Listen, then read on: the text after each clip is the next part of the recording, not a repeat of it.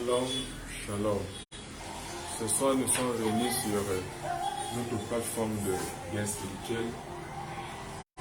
Pour aujourd'hui, la continuité d'une leçon que nous avons vue précédemment, à savoir le champ de bataille de la pensée. Le champ de bataille de la pensée. C'est le lieu où nous avons la victoire, où nous perdons en Christ. Parce que l'ennemi ne peut plus nous vaincre par la maladie, parce que le sang de Christ a porté nos douleurs et nos souffrances. L'ennemi ne peut plus nous vaincre par le péché, parce que Christ, selon Romains chapitre 10, nous a justifiés. En Christ, nous avons la rédemption, nous avons la rémission des péchés. L'ennemi ne peut plus nous vaincre par la malédiction, parce que Christ nous a rachetés de la malédiction. L'ennemi ne peut plus avoir une ascendance sur nous, parce que Dieu nous a fait asseoir dans le royaume du Fils de son amour. Donc, maintenant, l'opportunité, la seule opportunité qui reste à l'ennemi, à Satan, au diable, c'est d'attaquer l'humain dans ce qu'on appelle sa pensée. D'où le champ de bataille de la pensée, parce que c'est un lieu où il y a une guerre redoutable, une guerre, je dirais, fratricide, une guerre sanguinaire au niveau du champ de bataille de la pensée. Le champ de la bataille de la pensée, pourquoi? Parce que dans les leçons précédentes, nous avons vu les 5 niveaux graduels qu'un croyant doit avoir. Il doit quitter d'abord le Jean chapitre 1 à partir du verset 12. Il croit, il est fidèle, il est loyal à la parole, il garde la parole et il devient enfant de Dieu. C'est le niveau 1. Étant enfant de Dieu, il peut être baptisé au Saint-Esprit, il peut parler en langue. Mais c'est un enfant dans le monde spirituel. Ça veut dire qu'à n'importe quel moment, il peut être renversé par l'ennemi à cause de quoi? Du champ de bataille de la pensée, un manque de connaissance qu'il n'a pas. Bien. Ici, là, nous allons voir une partie intéressante, c'est le but. Pourquoi l'ennemi attaque spécifiquement au niveau du champ de bataille de la pensée? Le but de l'ennemi est de nous empêcher de parvenir à la maturité. Le but de l'ennemi est de nous empêcher de passer à la maturité dans la connaissance et dans le royaume de Dieu et de Christ. Voilà pourquoi il y a l'influence du champ de bataille de la pensée. Le but de l'ennemi est de nous empêcher de parvenir à la maturité. Donc, ce n'est pas le fait d'avoir cru qui fait de toi une personne finie. Ce n'est pas le fait de bâtir à l'église tous les jours qui fait de toi une personne finie. Ce n'est pas le fait de balayer l'église. Ce n'est pas le fait de nettoyer les chaises. Ce n'est pas le fait, par exemple, de chanter à l'église qui fait de toi une personne finie. Loin de là. Tu n'as encore que le début. Parce que tous ceux qui sont enfants de Dieu sont capables de le faire. Mais ça ne veut pas dire qu'ils ont atteint le niveau 2, ou le niveau 3, ou le niveau 4, ou le niveau 5, qui est un niveau où la déité, où la divinité se manifeste vraiment dans la vie de cette personne. On voit ça de manière palpable dans la vie de celle-là. Donc, ces différents éléments au niveau du champ de bataille de la pensée, qu'est-ce que l'ennemi, comment l'ennemi s'y prend pour pouvoir nous attaquer, pouvoir nous vaincre au niveau du champ de bataille de la pensée? Le premier élément qu'il peut utiliser, c'est la distraction. Le premier élément qu'il va utiliser, c'est la distraction. Il va chercher toutes sortes de choses. Toutes sortes de choses qui va faire à ce que les croyants, ceux qui sont enfants de Dieu, n'aient plus une pensée focalisée sur Christ, mais qu'ils aient des pensées focalisées ailleurs. Pensées focalisées sur l'argent, des pensées focalisées sur les plaisirs. Exemple, la télévision, les émissions télévisées, tout ce qui est en rapport avec le visuel. Parce que Corinthiens donne un secret exceptionnel. Il dit, nous ne marchons pas par la vue, nous marchons par la foi. Il sait que en utilisant des choses qui captivent la vue, les Écritures déclarent que lorsqu'il a causé avec Ève dans le jardin d'Éden, quelque chose s'est passé. Elle dit, elle vit avec ses yeux que le fruit était bon. Moi, je ne sais pas comment faire pour voir que le fruit est bon avec les yeux. C'est qu'il y a le goûter, il y a la langue. Mais elle vit avec les yeux que le fruit était bon. Convoitise des yeux. Elle a pensé que c'était bon, convoitise de la chair, et le péché a été consommé. Donc, l'une des premiers. Un autre domaine, c'est la peur. Un autre domaine fondamental, c'est la peur. La peur, c'est quoi? La peur, c'est la manifestation de notre ignorance Si par exemple, on te demande de prier pour ton frère, tu vas dire, je ne peux pas prier pour lui. Pourquoi? Parce que tu as peur. Tu as peur que les gens se moquent de toi. Tu as peur que les gens écoutent ta façon de prier. Tu as peur que les gens écoutent ce que tu vas dire. Tu as avec eux la peur. La peur est due au manque criard de connaissances. La peur des enfants de Dieu est due au manque criard de connaissances. Lorsqu'un enfant de Dieu dit j'ai peur d'aller évangéliser, on va aussi me voir au carrefour en train de prêcher l'évangile. Le j'ai peur là, c'est dans ta tête, dans ta pensée, champ de bataille de la pensée. Autre domaine, le doute. Est-ce que ça va me faire passer? Si je parle même, est-ce que Dieu va se manifester? Si je prie même, est-ce que Dieu va le guérir? Si vraiment je cherche Dieu là, est-ce que n'y pas chercher l'argent, parce que chercher Dieu là, et puis il y a 3 fois, 2 mois, ça n'a pas donné. Le doute. Le doute est le symbole de l'incrédulité, un manque criard de foi. Or, Marc 9, verset 23 déclare tout est possible à celui qui croit. Marc 11 déclare si je prie avec la foi, sans douter, je vais voir cela s'accomplir. Luc 1, verset 37, tout est possible à Dieu. Est-ce que tu as confiance en Dieu? Manque de confiance en Dieu entraîne le doute. Mais comment tu peux avoir confiance à Dieu un Dieu que tu ne connais pas?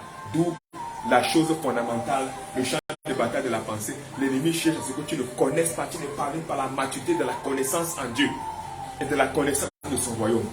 Quand je connais mon Dieu, l'ennemi ne peut pas me renverser. Quand je connais mon Dieu, l'ennemi ne peut pas m'attaquer. Quand je connais mon Dieu, l'ennemi ne peut pas me vaincre. Regardez les choses fondamentales du texte de Job chapitre 1 jusqu'au verset 36. Job a manifesté la peur. La peur pendant toute cette période. Il a manifesté la peur, la tromperie et l'illusion pendant toute sa période. Dieu lui a posé une question dans Job chapitre 37. Dans Job chapitre 42. Depuis que tu es né, Job, est-ce que tu as commandé au ciel? Est-ce que tu as commandé aux étoiles? Parce que tu es né depuis longtemps et tu connais ça. Vous voyez? Dieu dit à Job, au lieu de douter, tu aurais dû commander. Parce qu'il est écrit dans Matthieu 16. Il est écrit dans Matthieu 16. Tout ce que vous allez lier sur terre, je vais faire ça dans le ciel. Tout ce que vous allez louer, sur terre, c'est-à-dire supprimer, moi-même je vais supprimer ça au ciel. La Bible déclare, lorsque Jésus-Christ a été atteint d'un même combat semblable à celui de Job dans Matthieu chapitre 4, chaque fois que l'ennemi venait, il disait, il est écrit. Chaque fois qu'il disait, il est écrit. Il est écrit, c'est la connaissance qu'il a de Dieu, qui est dans l'homme régénéré à partir de son esprit. Vous allez voir si le schéma en Christ est le suivant. Le schéma en Christ est le suivant. Voici notre corps, voici notre âme, voici notre esprit. Et à l'intérieur de notre esprit, c'est là où le Saint-Esprit vient rester. Donc, le Saint-Esprit, il domine sur notre esprit, et notre esprit domine sur notre âme, et notre âme domine sur notre corps. Voilà donc la chose fondamentale. Donc toute la connaissance que nous avons demeure dans notre esprit au niveau de la conscience. Et elle se manifeste par l'intuition et l'adoration. L'adoration à Dieu. Donc lorsque nous avons coupé la connaissance avec l'esprit, il ressort de ce qui précède, nous entrons dans cette période de doute, dans cette période d'incrédulité. Nous sommes illusionnés, nous sommes dans l'illusion. Nous vivons des chimères. Je vais aller travailler, j'aurai beaucoup d'argent, je vais bien vivre. Là, tu vas travailler, tu vas chercher beaucoup d'argent, tu as peur de mourir. Tu es dans l'illusion. Tu es dans une illusion extraordinaire. Tu as peur de mourir. Tu es un peureux. Au lieu de chercher Dieu, les Écritures déclarent, l'homme ne vivait pas seulement de peur, chercher l'argent, mais de toute réma. C'est écrit parole, mais en grec c'est écrit réma, c'est-à-dire la révélation personnelle que le Père donne à chacun spécifiquement. Quand là, Dieu te donne une réma, c'est seulement pour toi et non pour une autre personne. Il se nourrira de toutes tes rémas. La réma, elle descend où? Elle descend dans ton esprit, par la voix du Saint-Esprit qui est dans ton esprit et qui fait de toi un homme régénéré, une personne qui vit dans le royaume. Et chaque fois que tu passes le temps à recevoir des rémas de Dieu, tu crois dans le niveau spirituel, tu quittes du niveau 1 jusqu'au niveau 5, à un niveau des déités spéciales, des déités parfaites, des divinités. C'est une personne qui est capable de combattre Satan dans sa chair à n'importe quel moment, même dans son sommeil. Donc, nous allons donc voir dans le texte d'Éphésiens chapitre 3, à partir du verset 9 à 10, une chose fondamentale. Regardez ce qui est écrit. Il est écrit de mettre en lumière quelle est la dispensation du mystère caché de tous les temps en Dieu qui a créé toutes choses, afin que les dominations, les autorités dans les deux sexes connaissent aujourd'hui par l'Église, c'est-à-dire le corps de Christ, la sagesse infiniment variée de Dieu. Or, c'est nous l'Église. Christ, Dieu a voulu montrer à tout l'univers, y compris dans les ténèbres, quelle est la puissance de sa sagesse qui est j'aime ce terme, infiniment variée. C'est-à-dire que calculer les possibilités d'anticiper la sagesse est impossible par aucun esprit, par aucune entité, par aucun démon. Je vais commencer ici.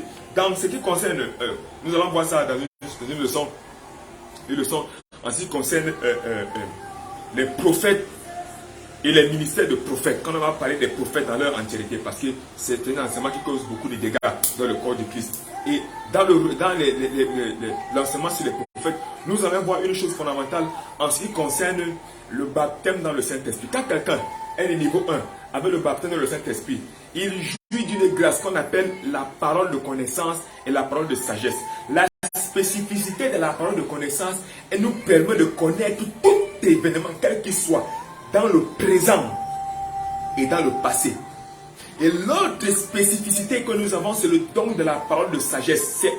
C'est une sagesse momentanée. C'est une sagesse pareille. C'est pour ça qu'on dit la parole. Ce n'est pas la sagesse entière, mais c'est la parole. C'est un morceau de sagesse qui nous permet d'avoir la connaissance sur le futur. Alors lorsqu'on fait référence à Éphésiens 3, à partir du verset 9 à 10, on dit que Dieu il passe sa sagesse, il dit que la connaissance du futur est infinie et impossible d'être calculable ou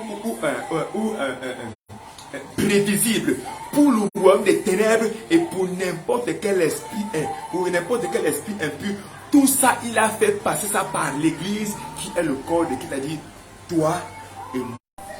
La capacité de manipuler, d'agir sur le futur par la sagesse de Dieu est infinie à tel point qu'aucune entité ne peut la calculer ni l'anticiper. Et c'est ça qui fait la royauté de Dieu, ça qui fait la divinité, ça qui fait la grandeur extraordinaire de Dieu. Je voudrais que vous voyez quelque chose. Le but donc de l'évangile, qui est le mot angelion ou angelos, qui signifie nouvelle, bonne nouvelle, messager, prophète, porte-parole et autres, c'est de faire savoir aux hommes le mystère caché. Le mystère, c'est-à-dire quelque chose qui a été caché. C'était un mystère. Il dit, écoutez, c'est mystérieux pour toutes les personnes qui sont hors de Christ. C'est mystérieux pour eux. C'est exceptionnel. Deuxième chose que fait l'évangile, c'est le mystère caché en Christ. Ce mystère caché où est dans la personne de Christ qui nous a été révélé à nous. Ça veut dire, oh, j'aime ça. Le texte de Colossiens et d'Éphésiens disent, en Christ habite toute la plénitude de la divinité. Tout ce qui est divin habite dans la personne de Yeshua, Mamashia. En grec, Jesus Christus, c'est-à-dire Dieu, notre Sauveur, consacré pour notre guérison, consacré pour notre délivrance. Tout ça habite en lui. Et Corinthiens me dit, mon passé est passé, je suis en Christ. Et Colossiens dit, ma vie est cachée en Christ. Donc, il y a un mystère. Ce mystère est manifeste. J'ai part au mystère de Christ. J'ai part à toute la puissance de Christ. C'est pour cela que lorsque j'ai la pensée de Christ, le champ de la bataille de la pensée a pour rôle de nous empêcher de demeurer dans la pensée de Christ. Quand j'ai la pensée de Christ, je suis irrenversable. Quand j'ai la pensée de Christ, on ne peut pas me vaincre. Quand j'ai la pensée de Christ, on ne peut pas me détourner. Quand j'ai la pensée de Christ, j'ai les sentiments de Christ, j'ai la volonté de Christ, j'ai les émotions de Christ. Parce que tout ça, c'est recèle, tout ça sont inhérents ensemble. C'est véritablement important. Troisième chose, on dit, afin d'humilier les dominations et les autorités. L'évangile permet, lorsque nous la connaissons, d'humilier l'ennemi. Lorsque je connais Dieu, lorsque j'aime mon Dieu et je le connais, j'humilie l'ennemi. Et le champ de la bataille de la pensée, j'y suis vainqueur.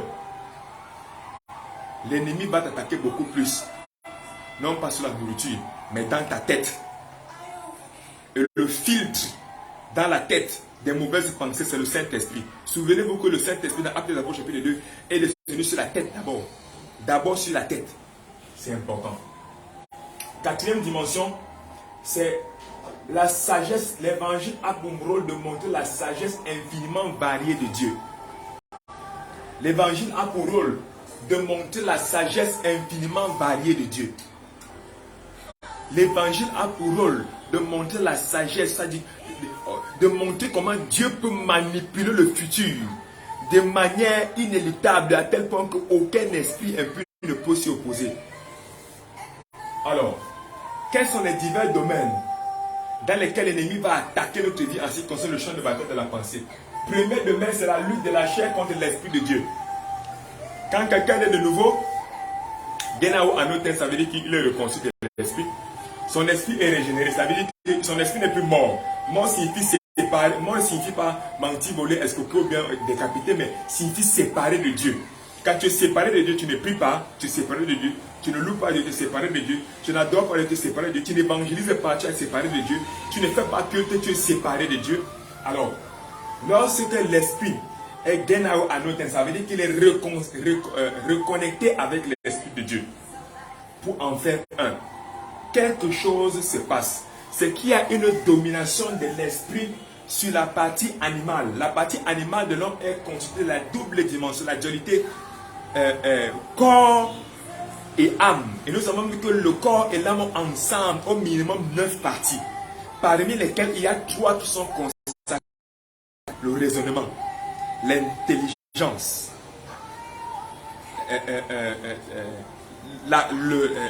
le conscient, le subconscient, l'inconscient. 5 parties qui sont consacrées spécifiquement au niveau de la pensée. Donc voilà, l'ennemi va te pousser à avoir de nombreux raisonnements sur les choses de la chair, sur les choses de la tête. Je tiens à rappeler que la chair n'est pas les muscles et les os. La chair est tout penchant que nous avons vers le péché et vers le diable. La chair est tout penchant que nous avons vers le péché et vers le diable. Or, le péché, c'est rater le but pour lequel nous sommes nés sur terre, en grec. Le but de Jérémie 29 qui déclare: j'ai forgé sur vous les projets de paix. J'ai une pensée de Christ à votre endroit. J'ai une pensée de l'Esprit à votre endroit. Donc chaque fois que nous marchons sans la pensée de Christ, nous sommes égarés en train de pécher. Important, la pensée de Christ. Deuxième chose que l'ennemi essaiera de faire, deuxième domaine, il va intensifier la lutte avec la chair pour essayer de nous écarter de la connaissance de Dieu. Oh my Lord. L'ennemi va essayer d'intensifier les désirs de la chair. Il faut que je me marie, mon sang chauffe. Il faut que je sois beau. Il faut que je sois belle. Il faut que j'ai ma maison. Matthieu chapitre 6 déclare: venez en moi, cherchez premièrement le royaume de Dieu et sa justice. Toutes les choses vous seront données par-dessus tout. Au-delà de la justice de Dieu, Dieu a prévu pour tous les humains de donner la justice. Si tous les humains prient en esprit, il n'y aura pas de pauvreté. Il n'y aura pas d'échec. Il n'y aura pas de malédiction.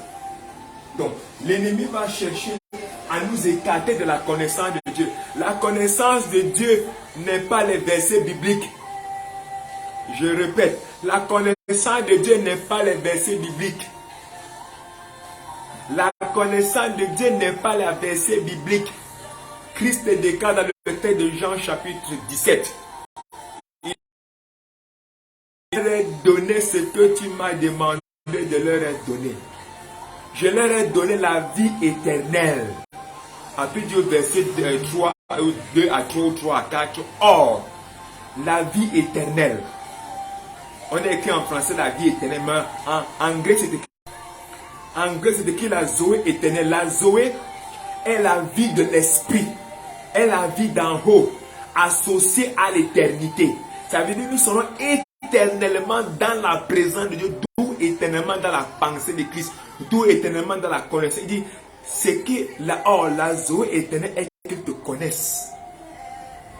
La vie éternelle en français, la Zoé éternelle est qu'ils te connaissent. Toi le véritable et celui que tu as envoyé ton fils, Jésus-Christ. La connaissance de Dieu, c'est la Zoé éternelle. Oh, l'ennemi veut intensifier. les désirs de la chair pour nous séparer de la connaissance de Dieu. La connaissance de Dieu. La connaissance de Dieu. C'est Dieu lui-même. Ce n'est pas un verset biblique. Ce n'est pas un livre. C'est Dieu lui-même. Parce que la connaissance de Dieu est reliée à la pensée de Christ. C'est Dieu lui-même. Ce n'est pas un verset biblique. On va réciter les versets bibliques là, vous êtes égarés. Maintenant, troisième chose, c'est de vous limiter au domaine de la chair, autant que faire se peut. Tu dois rester au niveau de la réflexion. Tu as tout le temps de réfléchir. Il faut que tu réfléchisses pour avoir de l'argent. Il faut que tu réfléchisses pour avoir de l'argent. Réfléchis pour construire ma maison. Mais quand tu finis de construire ta maison et que tu as l'argent, qu'est-ce qui se passe? Tu deviens comme un animal. Il n'y a plus rien, il n'y a plus aucun but, plus si tu les as déjà atteints. Autant que faire se peut dans le domaine charnel. Les Écritures déclarent tout est possible à celui qui croit. La foi. Ok. Les divers aspects dans lesquels ils opèrent maintenant. Éphésiens chapitre 1. Éphésiens chapitre 1. Éphésiens chapitre 2. Éphésiens chapitre 3. Il est décrit là-bas le premier aspect. C'est de nous séparer de la richesse de Christ en tant que chrétien. Cette richesse est définie dans la clé définie dans Éphésiens chapitre 1 verset 3. Il est écrit: béni soit l'Éternel, Dieu, qui nous a bénis de toutes sortes de bénédictions qui existent dans les lieux célestes en Christ. Ça, c'est Louis II qui écrit ça. Maintenant, la bonne version dit: béni soit l'Éternel, qui nous a bénis de toutes sortes de bénédictions du ciel. De Christ. De toutes sortes de bénédictions d'Ouranos, du ciel, du royaume de Dieu, dans la personne de Christ. Ce qui rejoint le texte de Colossiens qui déclare: en Christ habite la plénitude de la divinité. Donc, dans le champ de bataille de la pensée, l'ennemi va te séparer de toute la richesse que tu as en Christ. Vous allez voir dans Éphésiens, on dit que nous avons la sagesse. En Éphésiens, on dit que nous faisons partie de la famille. On dit en Dieu, toute famille tire son nom. Toute famille tire son nom. Nous faisons partie de la famille de Dieu. Donc l'ennemi va te faire croire qu'en restant un ou deux versets bibliques, tu es déjà parfait. Mon ami, tu as encore au commencement, tu as encore la maternelle. Tu as encore la petite section de la maternelle. C'est pour ça qu'il y a beaucoup de pasteurs qui rétrogradent. Parce que Satan les a menti en restant un ou deux versets bibliques. Christ n'est pas un verset biblique. Christ c'est une personne. Et Christ c'est une personne infinie. Quand restant un ou deux versets bibliques, ils sont déjà accomplis. Faux, erreur. C'est pour ça qu'il y a beaucoup de nombreux pasteurs qui rétrogradent, qui abandonnent Dieu. Beaucoup de chrétiens qui abandonnent Dieu, qui vont d'église en église. Ils sont ici, là-bas, ils sont ici, là-bas, ils sont ici, là, parce qu'on les a menti. On les a séparés de la connaissance de Dieu. Dieu est une personne et tout un univers à lui. Et nous accédons à cette connaissance au travers de la pensée de Christ. Deuxième domaine, deuxième aspect. L'ennemi va nous attaquer pour nous écarter devant le Seigneur. De nous écarter de la marche devant le Seigneur. L'ennemi va tout faire pour qu'on ne marche plus avec le Seigneur et qu'on ne pratique plus ce que le Seigneur nous dit. Je marche dans le Seigneur comment? En esprit, quand je cherche à adorer en esprit, quand je cherche la pensée de Christ, quand je cherche la pensée de l'esprit, quand je cherche à connaître la volonté de Dieu dans ma vie, pour chaque jour, la volonté de Dieu dans ta vie varie chaque jour. Et la volonté de Dieu est comme l'escalier mystique de Jacob. Chaque jour, il y a une marche qu'on doit franchir. On doit monter encore sur un panthéon, puis encore s'approcher plus de la connaissance de Dieu. Marc 16 dit: voilà les signes qui accompagneront ceux qui auront cru. En mon nom, ils imposeront les mains aux malades. Côté pratique, imposer les mains, c'est la pratique. En mon nom, ils chasseront les démons. Côté pratique, démons de la fatigue, démons de la peur, démons de la distraction, démons du doute, démons de la tromperie, démons des faux enseignements, démons des fausses prophéties, démons de l'inimitié avec nos frères, des disputes avec nos frères, des séparations avec nos frères. Ça, c'est le rôle de l'ennemi. C'est pour ça, c'est un domaine dans lequel il agit très très fréquemment. Mais lorsque nous marchons en Christ, que nous passons d'un grade, du grade 1 au grade 2, du grade 2 au grade 3 jusqu'au grade 5, ces différents aspects, nous les contrôlons et une plus d'efficacité sur nous. Troisième et dernier domaine, il va essayer de nous rendre incapables d'être de bons soldats, incapables de combattre dans l'esprit, de combattre avec Dieu.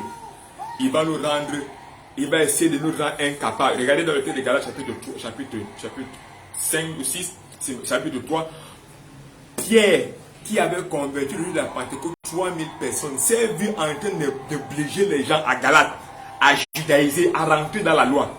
Alors que Romains chapitre 10, verset 2 à 3, dit Christ est la fin de la loi.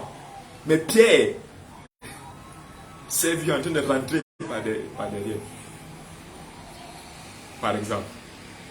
Donc, prier. Aujourd'hui, nous avons vu des aspects intéressants qui concernent le champ de bataille de la pensée. La connaissance donne la puissance. La puissance te permet de dominer. Tu sais maintenant en quel domaine l'ennemi serait attaqué. Je déclare ce matin, tu es une personne bénie. Tu es une personne favorisée. Pendant que je parle, l'Esprit de Dieu te remplit. Car Romains chapitre 8 déclare, si l'Esprit de celui qui a reçu Jésus-Christ d'entre les morts habite en vous, il en donne la vie au corps mortel. Et celui qui se laisse conduire par l'Esprit, il n'est plus un enfant, mais il est devenu un fils capable. Alors je déclare que tu es rempli de l'Esprit. Je déclare que tu as la pensée de Christ. Je déclare que tu as la pensée de l'Esprit. Je